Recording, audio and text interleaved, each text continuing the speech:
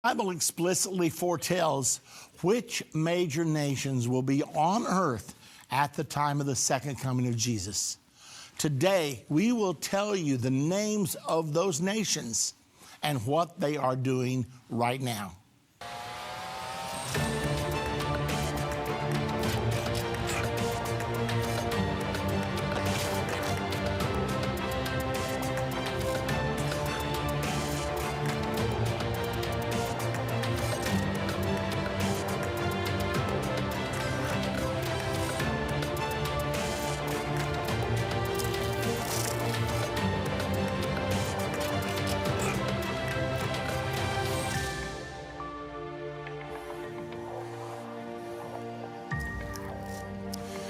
We have a very special program prepared for you today, and I'm delighted to have my good friend, Pastor Paul Begley, joining me today.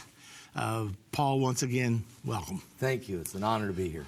Well, ladies and gentlemen, it was so interesting as Pastor Begley and I were traveling together earlier today. We began to talk prophecy, and it got quite interesting in that car.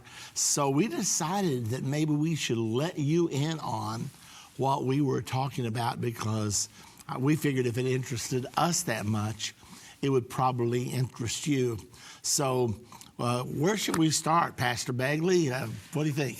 Oh, I think we should go to Daniel and talk about these beasts in the last days and what Daniel saw and what John saw.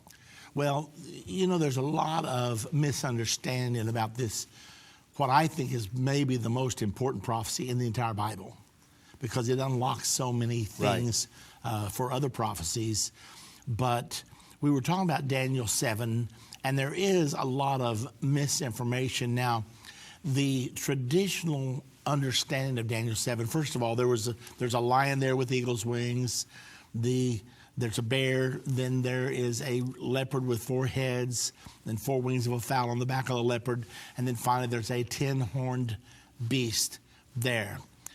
So the traditional interpretation for the last 100 years at least has been that the lion is Babylon, the bear is Media Persia, the leopard is Greece, the 10-horned kingdom is Rome.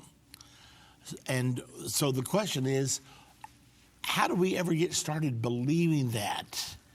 And I want us to go back to Daniel 2, because Clarence Larkin was probably the granddaddy of all prophecy teachers.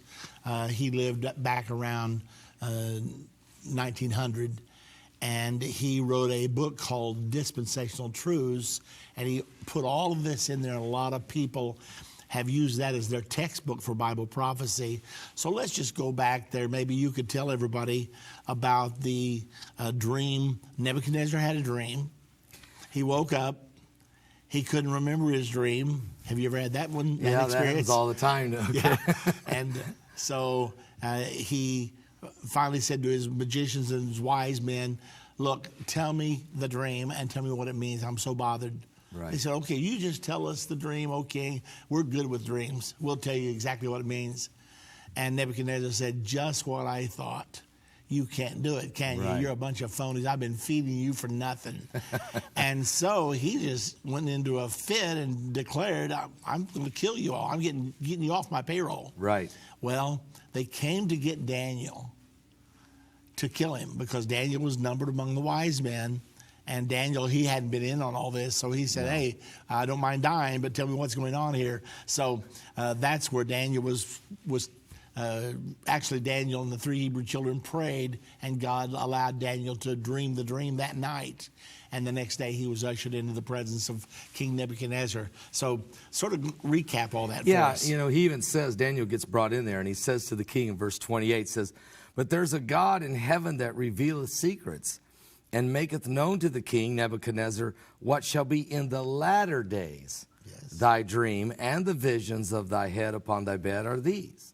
And he says, as for thee, O king, thy thoughts came unto my mind upon the bed what should come to pass hereafter, and he that revealeth the secrets maketh known to thee what shall come to pass. Okay, then let's pause right there, because he's getting ready to tell us through this dream, through the prophet Daniel, all of the world government forces that will exist from then until the second coming of Jesus, which is just ahead of us. So this particular vision is going to span over 2,600 years. Unbelievable. Of human history. So go ahead and just lead us through there as to what the dream actually said. What he saw was, he said in verse 31, "Thou, O king, sawest, and behold, a great image. This great image, whose brightness was excellent, stood before thee, and the form thereof was terrible. This image's head was of fine gold, his breast and arms of silver, his belly and thighs of brass, his legs of iron, and his feet part of iron and part of clay." So I think there's one more thing. I think you should read one more. Wasn't there something about a stone there? There's a stone. Okay. "Thou sawest till that a stone was cut out without hands, which smote the image upon his feet that were of iron and clay, and brake them to pieces." So the stone came rolling down, smacked into this image on the feet. And caused the entire system to collapse. Right. Now, ladies and gentlemen, we're going to talk about this for just a brief moment here. But in verse number 39, it's going to tell us what an empire had to qualify, what they had to do to qualify for being in this image. And we're going to let you know what that is as soon as we get back. You might want to grab your Bible. This is such an interesting prophecy, and we're still living in this prophecy right now. We're still living in it today. So stay with us. We're going to learn a lot about the future as we go forward. Have you had a longing to visit the cities where Jesus healed, ministered, and taught every day? Judy and I would like to invite you to travel to the wonderful land of Israel. Experience the Word of God in vivid color while walking down the roads of the Holy Land with us. When you are ready to experience Israel, we recommend you travel with Endtime Ministries. You will not only experience historical and present-day Israel, you will also learn about the prophesied future to come. It's as if we traveled back in time to visit a different era and discovered ourselves in an ancient time. The tour is very well organized, the accommodations are first class, and the food is delicious. If you have ever had a desire to visit Israel, there is no better time than now. Ann from Colorado. To sign up to receive your Experience Israel 2019 packet, call Adrian or Jana at 1-800-ENDTIME or go to endtime.com. We can't wait to experience Israel with you.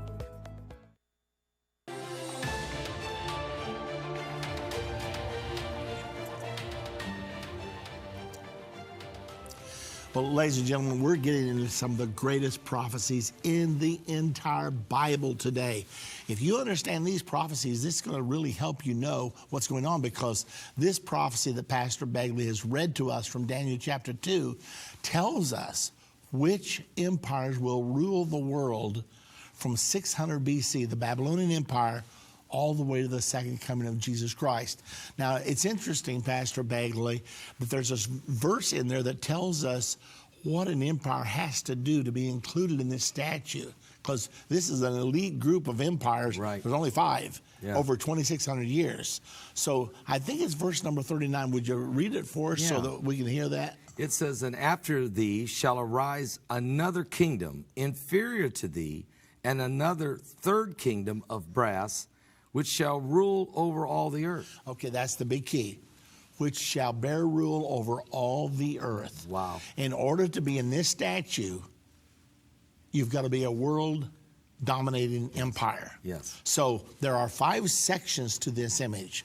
Head of gold, arms and breasts of silver, belly and thighs of brass, legs of iron, feet of iron mingled with clay. Now, be careful, ladies and gentlemen, because most people and most commentaries miss that the legs of iron and the feet of iron mingled with clay are 2 different empires. But we're going to show you that they are. Now, we can't take a lot of time here because we've got a huge amount of territory to cover today. But anyway, so let's go back. And Pastor Begley, let's just go down through here one at a time. The head of gold. Do we know what that is?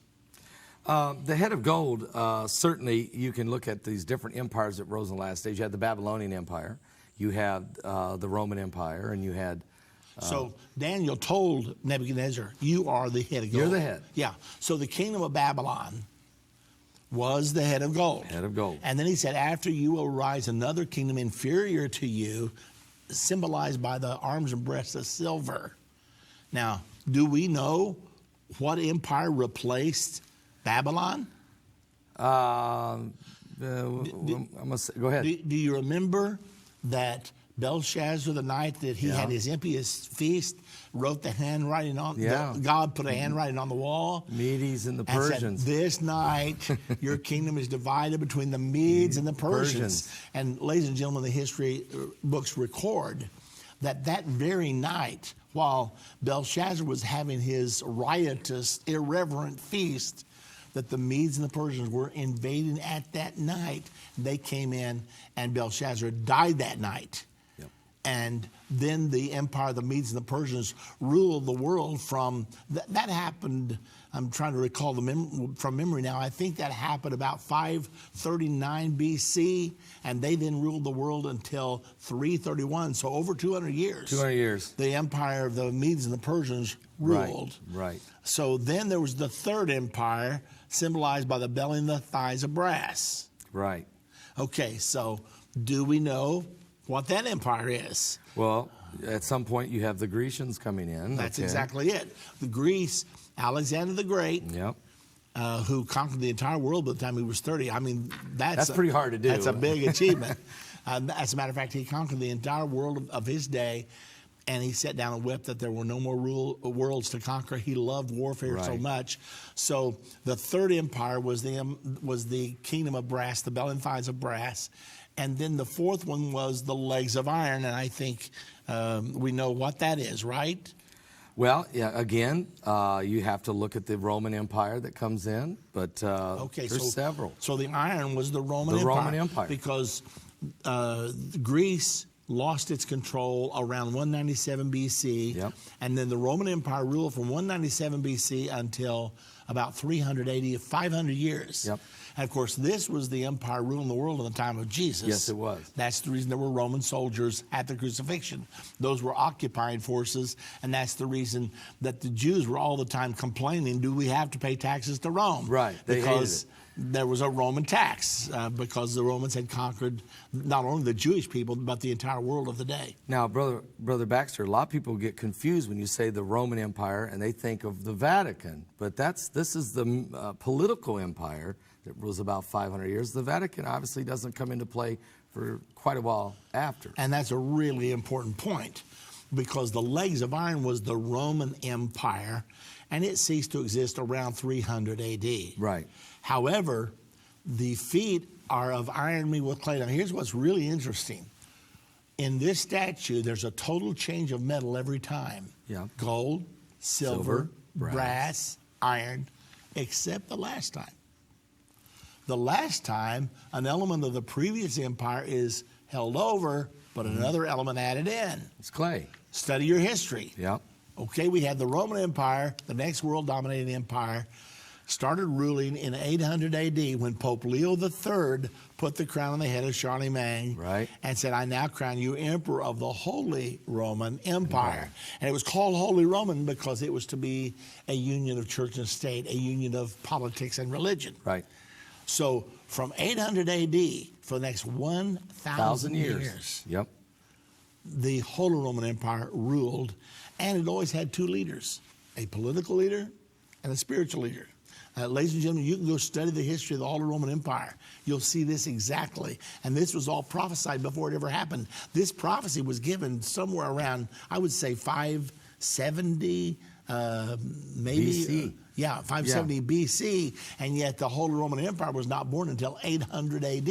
So what you see here, Brother Baxter, is this evolution of these kingdoms, and as we look at them, this was the time period that this took place.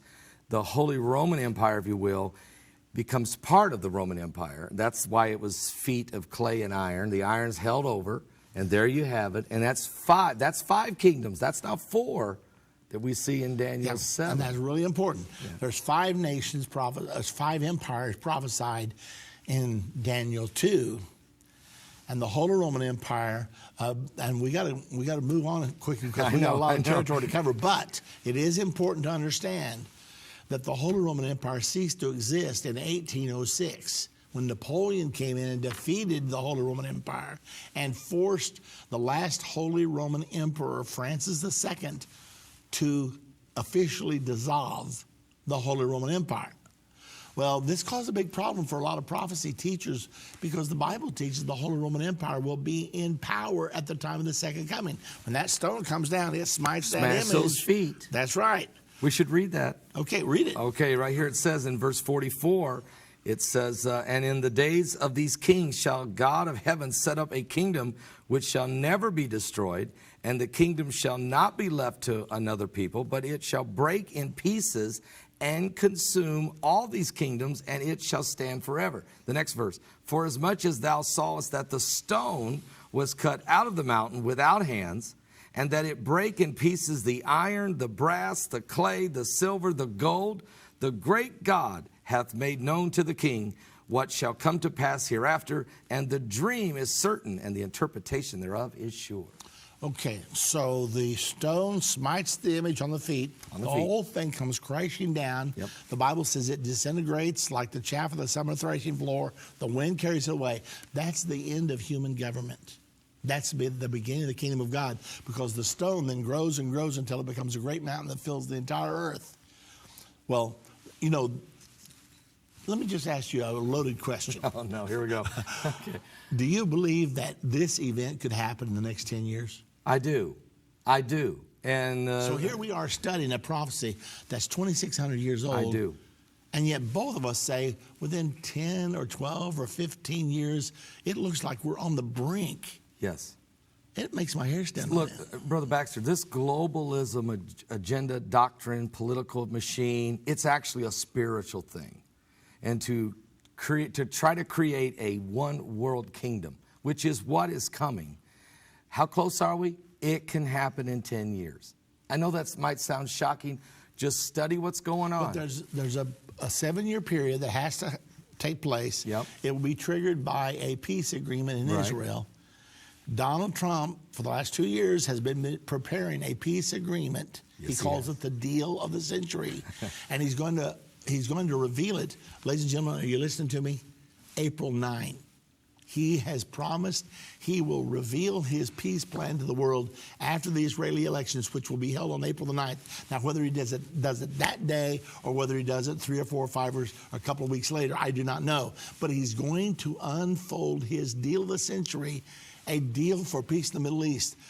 If that deal provides for a Palestinian homeland and provides for the sharing of the Temple Mount between Muslims and Jews, it is the deal, the Bible says, will trigger the final 7 years to the Battle of Armageddon and the second coming of Jesus. So it could conceivably be signed yet this year. Yes, matter of fact, just yesterday, Brother Baxter, I seen where the League of Arab Nations, a few of those nations just made a proclamation. El-Sisi of Egypt, King Salman of Saudi Arabia, also the United Arab Emirates, and others said, hey, there has to be a Palestinian state for us to invest. Okay, so they're starting to sneak the deal out there of some, and they didn't say it included the Golan. I'm telling you, the Golan's off the table. The Golan proclamation by President Trump has locked it down to remain in Israel. But they said they have to have Gaza and the West Bank and a sliver of East Jerusalem. That's what they said. Now the negotiations begin. Is there any Bible proof that there will be a Palestinian state? I really believe there is. We talked about the other day, and simply this: the Jews have to flee out of Judea and Samaria. There's 850,000 living there. Why would they have to flee if that's Israel? See, that's the big key. The Bible teaches that 3.5 years after the peace agreement, that an event will take place which will force the Jews to run for their lives out of Judea, which is the West Bank, Yes, it which is. is the place that the Palestinians say they have to have their state. Yes. So it's obvious to me that there's going to be a Palestinian state. Yes. So that means Saudi Arabia and United Arab Emirates and Egypt, they're going to support this thing. Yes, they are. And guess who's in the White House on April the 9th, the day they're having the Israeli elections? Just read it. I didn't hear that. Al-Sisi. Oh, really? On the very day? He's going to be in our White House meeting with Donald Trump. Wow. I would say something's up. The pieces are coming together Yeah. so fast, it's hard to keep up with it. But we're living in this. This is the dream. Okay. He's seeing this vision of the last days. Okay, now we spent too much time here, but it's too interesting not to, because when you look at this image, the last part of the image is the toes. Yes. And that's part of the feet. And the feet are of iron mingled with clay. That means these 10 toes are part of the Holy Roman Empire. Now, the verse you read, verse 44, Yes. says, and the days of these kings. What kings? The 10 kings symbolized by the 10 toes. Yep. In the days of these kings shall the God of heaven set up a kingdom that will never pass away and never be destroyed. That's right. Now, ladies and gentlemen, don't look now, but there's a 10-nation union that's just been formed over the last 3 months in Europe. And the Holy Roman Empire, it's out of Europe. It's Europe. It's Europe. So those 10 nations have now come together to form. We're going to tell you more about that in a little bit. But we at least want to try to get back to Daniel 7, because the reason Daniel 7 has been so widely misunderstood, all the commentaries said, oh, the lion in Daniel 7 is Babylon, the bear is Media Persia, the leopard is Greece, the 10-horn kingdom is Rome. Now, Pastor Begley, the reason they said that was because they thought it was a repeat of Daniel 2. Yes. But they apparently couldn't figure out what it was, so they just decided, well, God must have wanted to tell us the story a different way again. Yeah, they never. This obviously Daniel 7 does not include. It breaks it down into 4. It doesn't say there's 5. So there's 4 beasts in Daniel 7, but the people who teach that, they don't say there's 5 powers in Daniel 2. They overlook the difference between the legs of iron and the feet of iron mingled with clay. Yes, they do. Okay, so then what did they do? They decided that the lion with the eagle's wings was Babylon, the bear was Media Persia, the leopard was Greece, the 10-horn kingdom was Rome. But there's no Holy Roman Empire there. Right. And it's not, and how do we know? Who said that the lion was Babylon? Who said that the bear was Media Persia? Who said that the leopard? There's nothing that says it. Nothing in the Bible and nothing in history. Well, as I was studying all this as a young man, I thought, who said this? So I kept digging, and I got to chapter 8.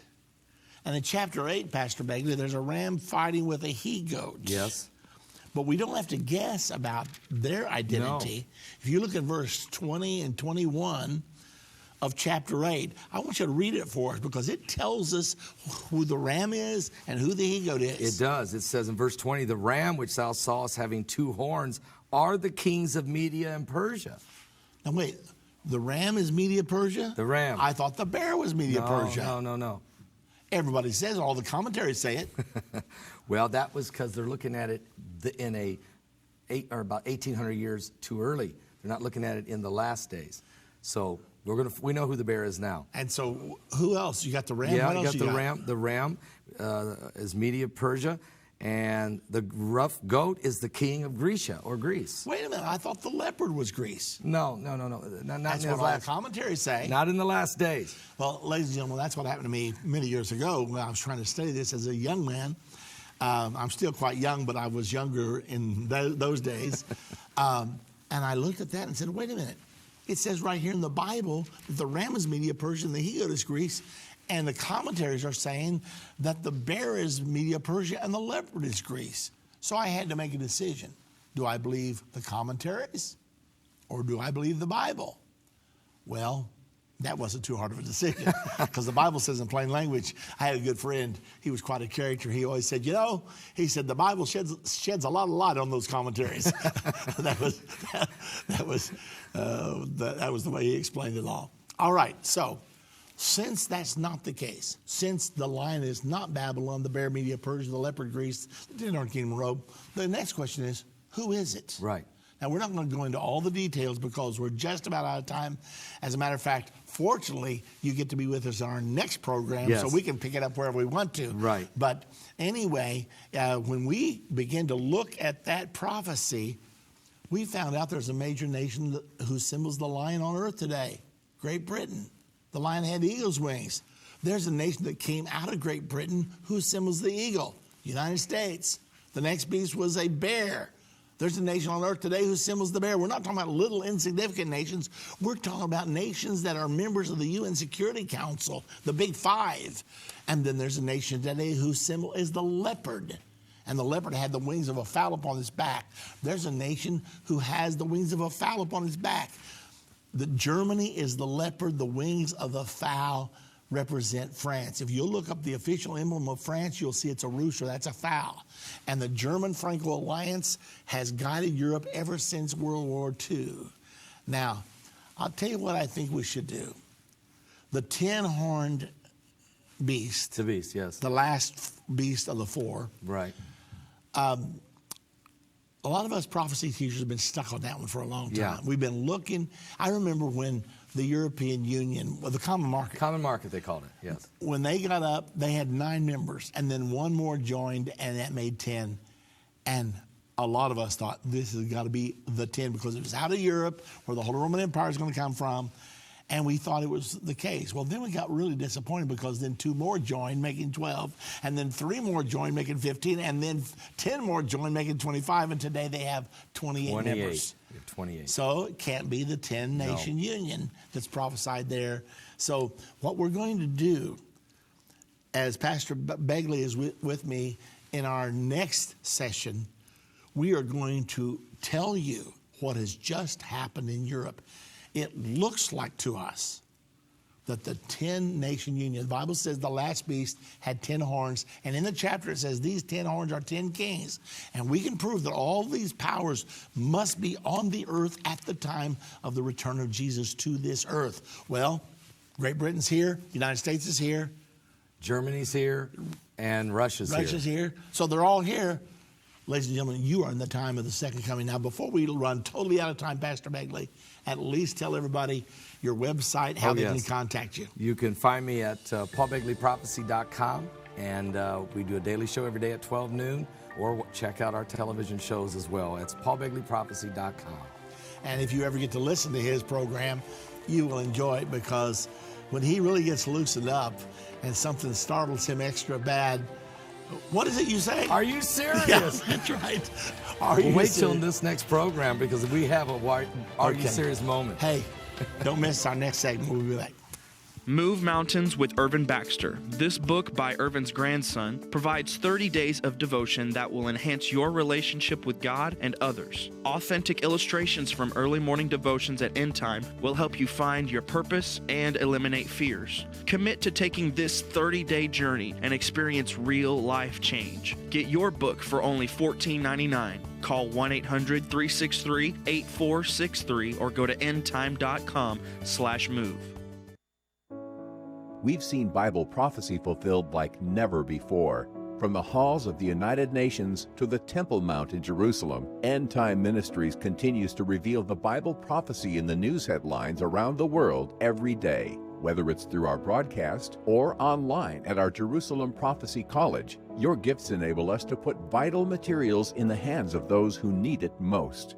Because of you, we continue to replace fear with faith in the hearts of Christians around the world. We will continue to see prophecy come to pass at an even swifter pace. We need your support. Your donation of any amount enables us to continue to broadcast and be a voice in the ever-growing censored media. To become a partner or give a one-time gift, visit endtime.com or call 1-800-END-TIME right now. That's 800-363-8463. Go online now. Visit endtime.com.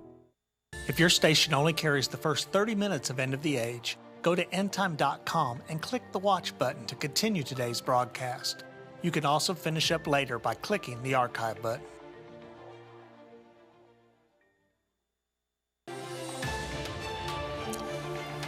Well, ladies and gentlemen, welcome back to this incredibly interesting program.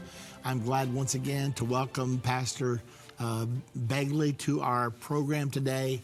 And we're discussing Bible prophecy. When Pastor Begley and I get together, that's probably going to be the topic. Yeah, it is. We're going to share some time on that, no doubt. So what we were talking about in our last segment, we were talking about the 4 beasts of Daniel chapter number 7. And the Bible says that these nations will be on the earth at the time of the second coming. Now, it's been quite a while now that I understood the lion with the eagle's wings, the bear, the leopard, but the 10-horned beast sort of had me stop. Yeah. I've been looking for it. We thought maybe it was going to be the common marker, but then they got more. And so we've all been treading water a little bit. However, just within the last 3 months or so, President Emmanuel Macron, the president of France, decided he didn't like being dependent upon Donald Trump and NATO for the defense of Europe. So he said, let's develop a European military. And so he floated the idea, and nations began to sign up. Now then, believe it or not, they now have 10 members. Just got the 10th member. Yes. Just got it. Just happened. Now, does that relate to the 10 toes in any way? I have a strong belief it does. I mean, the 10 are Germany, France, Belgium, Denmark, Estonia, Finland, the Netherlands, Portugal, Spain, and the United Kingdom. Now, and what happened was there was a 10th nation called Italy who said at first they were going to be a part of it, and then they backed out and said, no. And the United Kingdom took the spot, but I thought they were Brexiting the EU, yet they're going to remain in this European initiative. So the Bible says there, we read it earlier, the 10 toes, verse 44, and in the days of these kings, symbolized by these 10 toes, will the God of heaven set up a kingdom. I wonder if it says that anywhere in the Bible about the 10 horns. Well, it certainly does in Revelation 13. Okay, but... And in 7. In Revelation 17 in particular, it says there are 10 kings. They give their power and strength 1 hour to the beast, and these will fight against the Lamb. Yes, they do. When Jesus comes at Armageddon, so if the 10 toes... In the days of these kings shall the God of heaven set up a kingdom. And in the 10 horns, in the days of these kings shall the God of... It's the same thing. Same thing, exact same thing. And they will fight against the Lamb. And okay, one more thing before we leave here, because we got a lot more things to cover. One more thing before we leave here. The Bible says after the 10 horns, another will come up after them, uprooting 3. Yes. Do we know what that's about? Well, again, we're waiting. We just now figured out who the 10 were, and then now the question is, who is this one that rises up? Do they rise up among the 3, or are they? It says it uproots them. So it either will uproot them militarily or diplomatically, and then it says that little horn grows and makes war with the saints. For times and half a time. 3.5 years. Yeah, and until the Ancient of Days comes. So this is the Antichrist. It's the Antichrist, without question. So if this is the 10, and we're saying if because it's a little premature, I mean, we don't have time to really test it yet, but if it is, then when we see another king come up uprooting 3, we'll know. We'll know the Antichrist, won't we? And it will include a one world government as it's doing it. Yeah, and we're getting ready to go there next. Okay, so if that one rises up, uproots 3 of these, and if you look at the 10 nations that are there, there's some that are a little weak.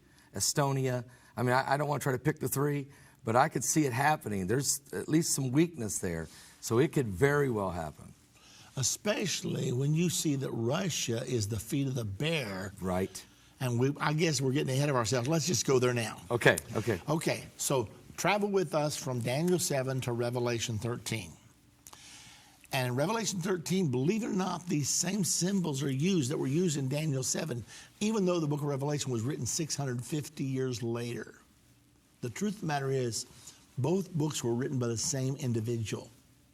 God is the author of both books. Amen. He merely changed secretaries. Daniel was the secretary in the Old Testament. John's the secretary in the New Testament. But it's the same author.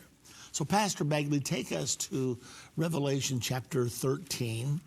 And John said in verse 1, he said, "And I stood upon the sand of the sea. I saw a beast rise up out of the sea, having 7 heads and 10 horns. And upon his horns were 10 crowns, and upon those heads the name of blasphemy." Okay, pause just a moment. Okay. Because notice it says a beast. A beast. Not 4 beasts. No, it's 1.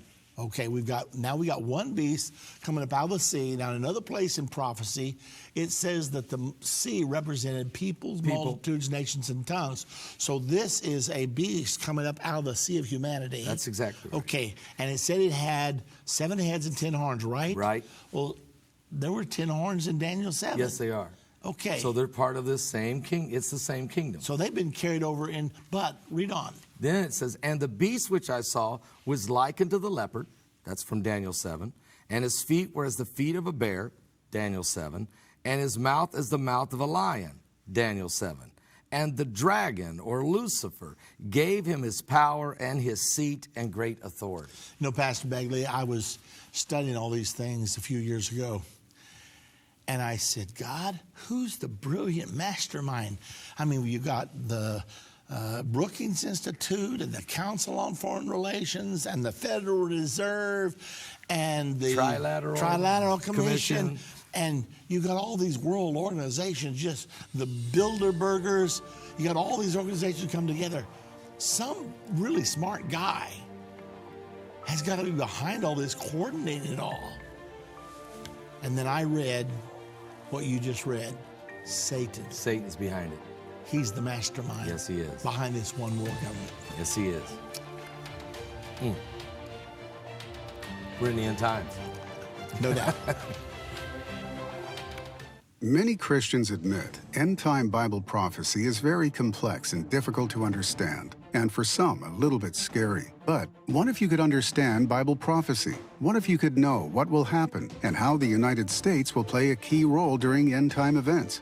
When you call today and get Understanding the End Time DVD curriculum, you can have peace about what is to come while understanding the prophetic events that appear in our headlines every day. When you call or go online to endtime.com and order, you'll learn the answer to the biggest prophecy question of all. Will the rapture take place, and when will it happen? This 14-part DVD series is the definitive end-time prophecy Bible study available. And for this limited time, you can get it for just $149. Don't miss this special offer. Understanding the End Time. Call now. 1-800-363-8463. That's 1-800-END-TIME. Or go to endtime.com today.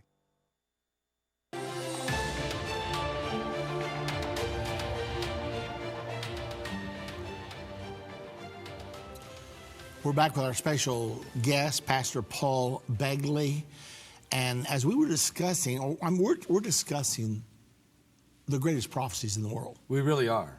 I mean, we're talking about things that are telling us about now and about what's coming in the near future. Right. Okay, so we looked at this beast, these 4 beasts in Daniel 7. Yes. Let's make sure we told everybody about the identity of those beasts. So we've got the lion with eagle's wings. The lion, which I would say certainly is Great Britain, with the eagle's wings being the United States of America. Because the lion's the official symbol of Great Britain. Yes, it is. And the eagle's the official symbol of the United States. Yes. So it's really and no we doubt. broke away from them. Yeah, you don't have to be brilliant to figure this out. No. I mean, it's on the back of your dollar bill. Take a look.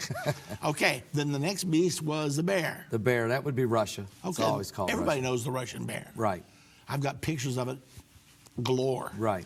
Well, then the next beast was a leopard with 4 heads. Yes. Believed to be Germany. Yeah. I think that the Lord And Germany's revealed it.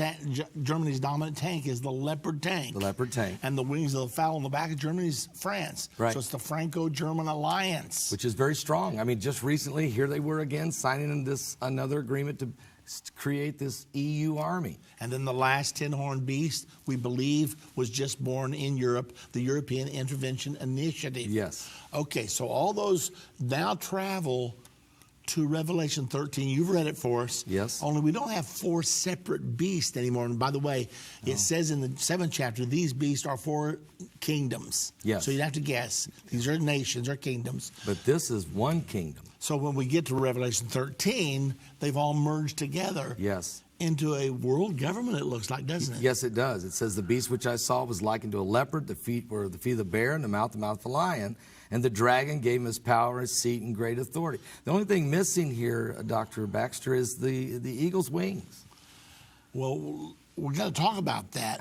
But can you imagine the power if Russia, Great Britain, Germany, all the countries of Europe Yeah. joined together That would be a formidable force. That's the world power. I mean, that would be the world power. Yeah, so the Bible's absolutely prophesying that this is what is going to happen. Mm-hmm. And I'm sure all of you out there have heard about the world community, the international community. You've heard about the New World Order. There are terms that just go off of our back like water off of a duck's back because we don't understand them, don't care about them, we let them go. But we better not let them go. We better stop and figure it out because this is happening right now, ladies and gentlemen. You and I are entering into a one world government right now. Have you heard of globalism? Have you heard of globalization? Those words have meaning. We are in the process of globalizing the world right now, of doing away with the nation state and bringing ourselves together into one world government.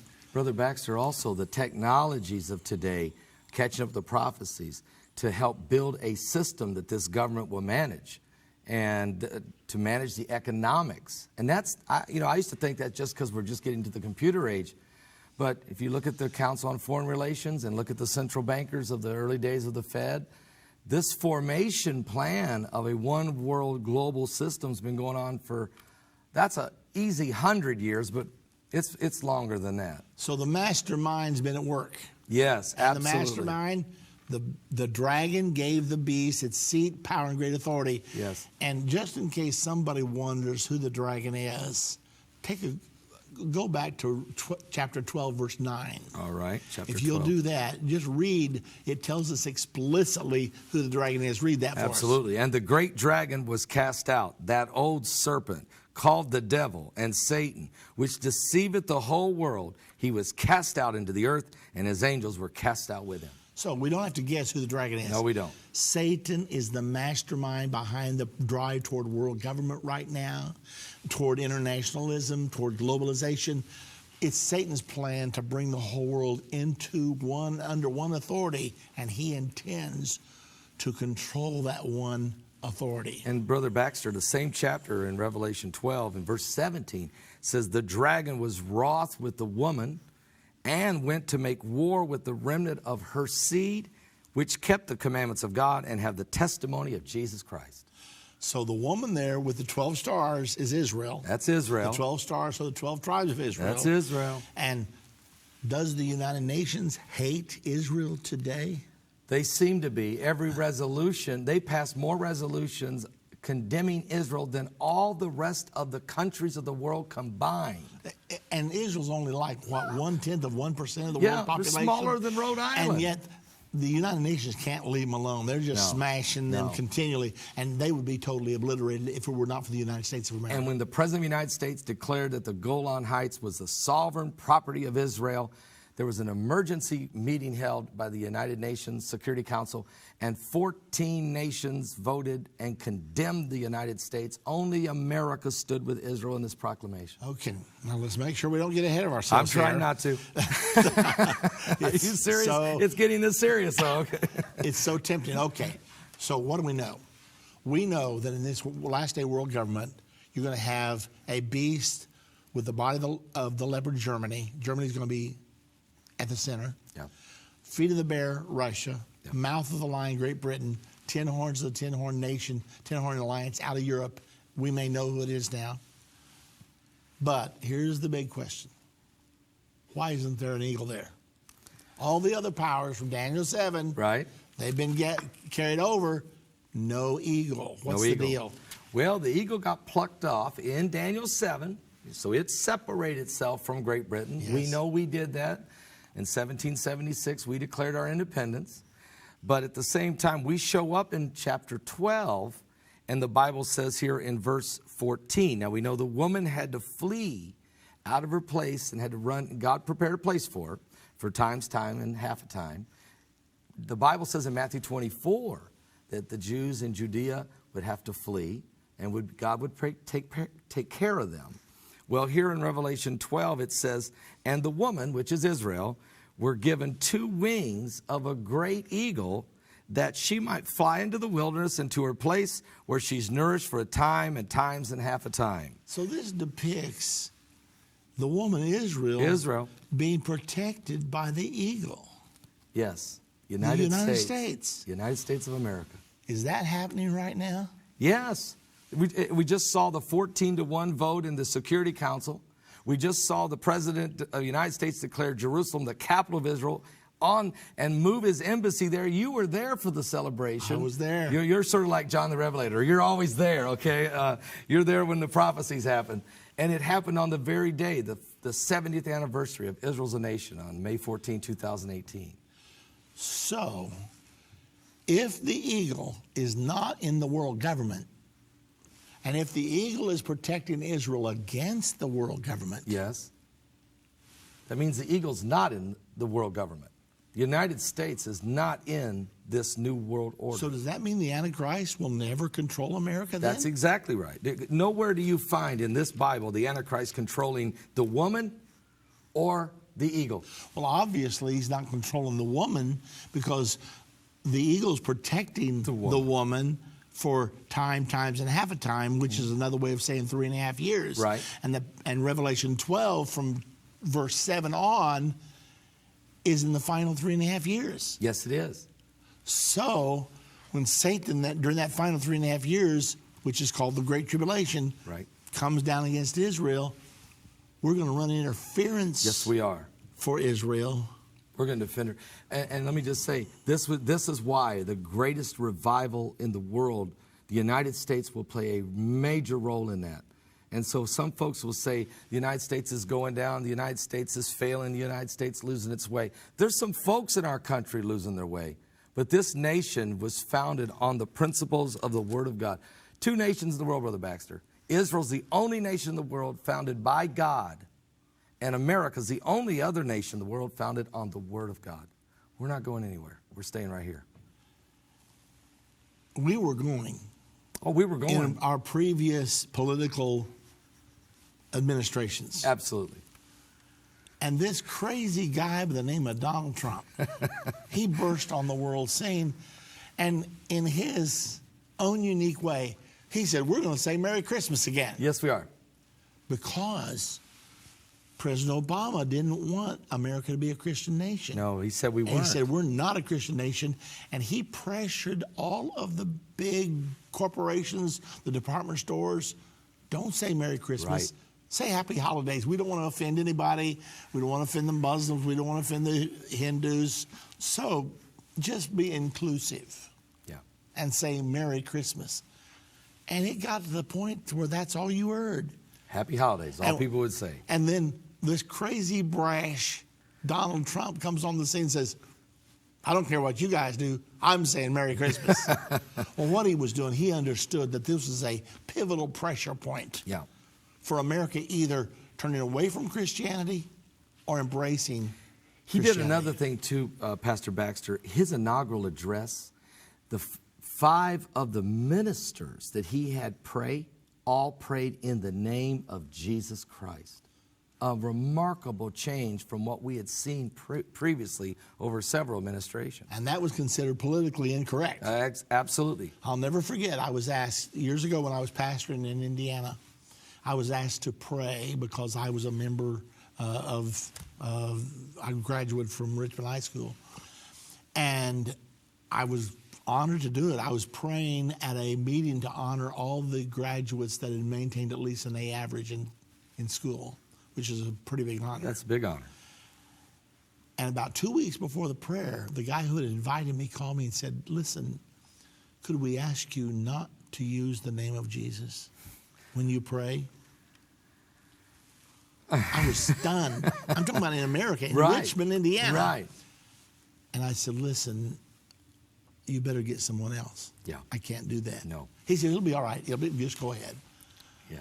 But if I hadn't have taken a stand, I was going to be intimidated into cutting Jesus out of the picture. But the Bible says, if you're ashamed of me, I'll be ashamed of you. That's exactly And the Bible says, neither is there salvation in any other, for there's none other name under heaven given among men whereby we must be saved. Amen. That is the only way to salvation. Jesus is the Savior of the world. There is no other salvation. Jesus said, I am the way, the truth, and the life. No man comes to the Father but by me. You have to come through Christ. Jesus is the way. Okay, we're getting off track. I'm sorry. We're supposed to be... Okay, but still, very, very important because that has everything to do with where we are right now. Right. So there's going to be a world government. Yep. America is not going to be a part of that world government. No. Israel is not going to be a part of the world government. No. The Antichrist will never invade Israel until Armageddon, which is right at the end of the Great Tribulation. Yes. So we know that. The Bible says very clearly that Jerusalem will stay under the control of Israel until the Battle of Armageddon. That means Israel's in control. Yes, they'll stay in control. I mean, the Antichrist at some point commits that abomination of desolation. He tries to pull a fast one, but this beast kingdom never owns Israel, never controls Israel. But he does have a certain amount of control over the Temple Mount. Yes, he does. Because when they put the Temple Mount, when they get the peace deal, they're going to put the Temple Mount under a sharing arrangement. Right. Well, somebody's got to be the referee. Yeah. Well, they're going to make the world government the referee to oversee it.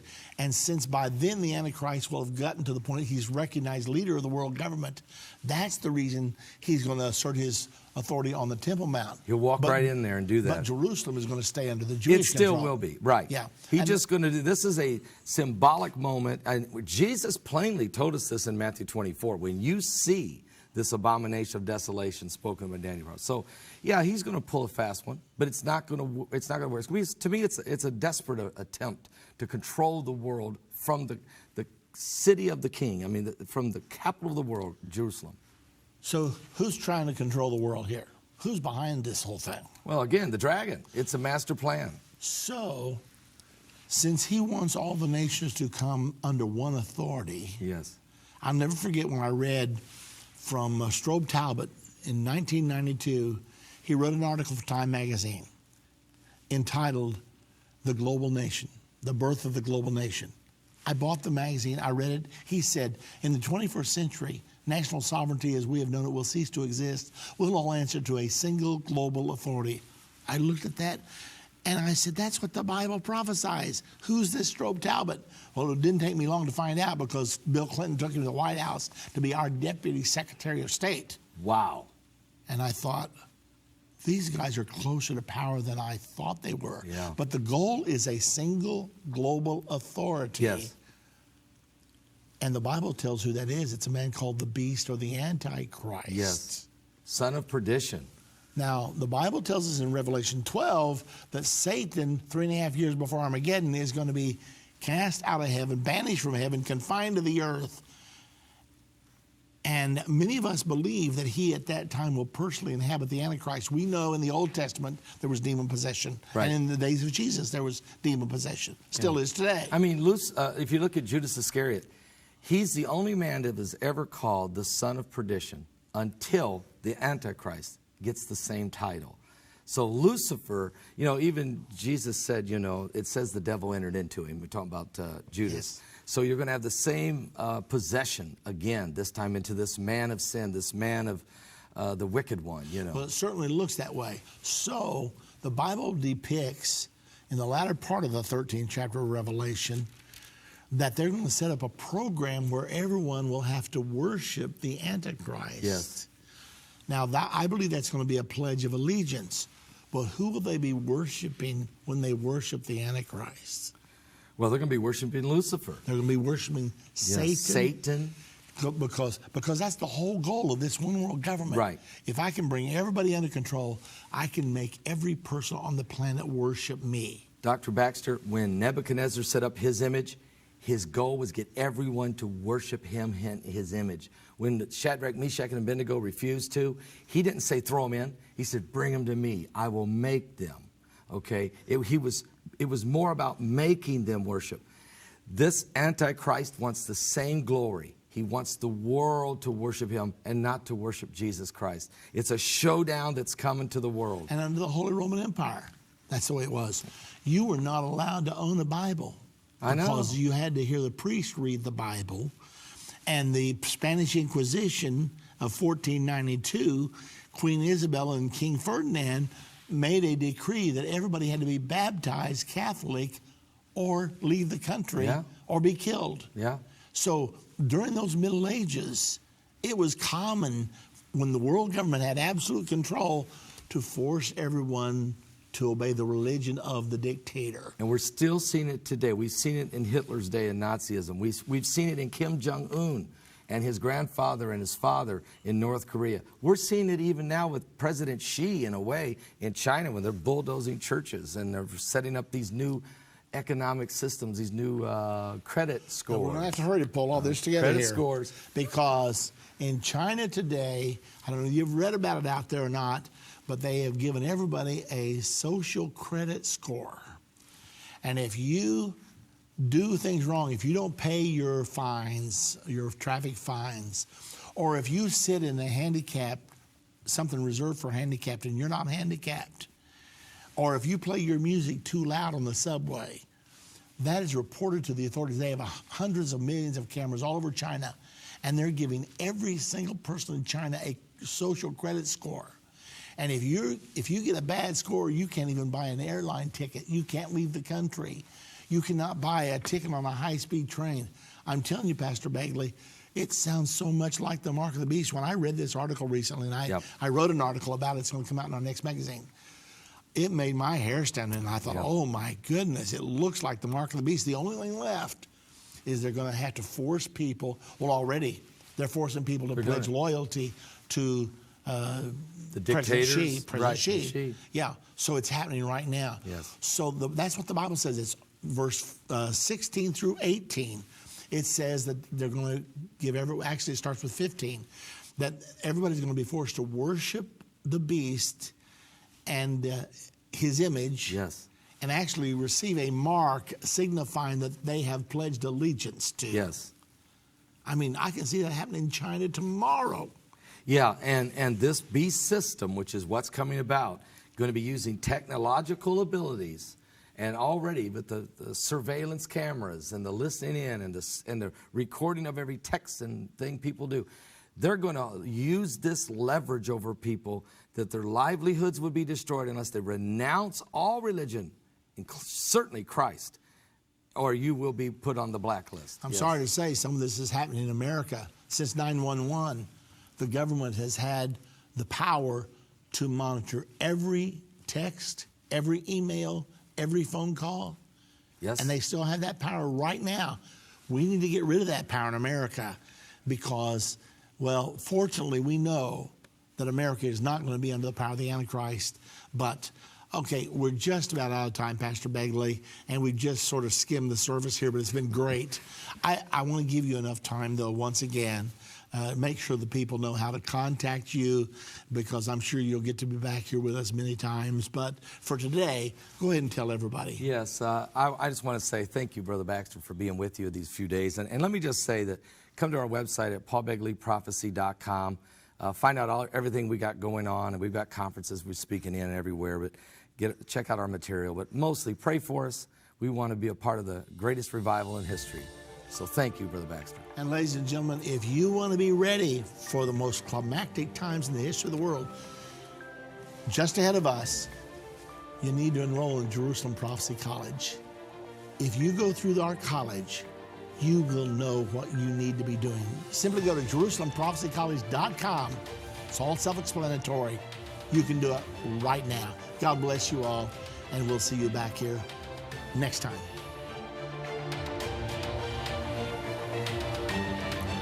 This has been End of the Age, brought to you by the faithful partners of Endtime Ministries. If you're not currently a partner with Endtime Ministries, or if you would like more information, we invite you to call us at 1-800-ENDTIME. That's 1-800-363-8463, or visit us online at endtime.com.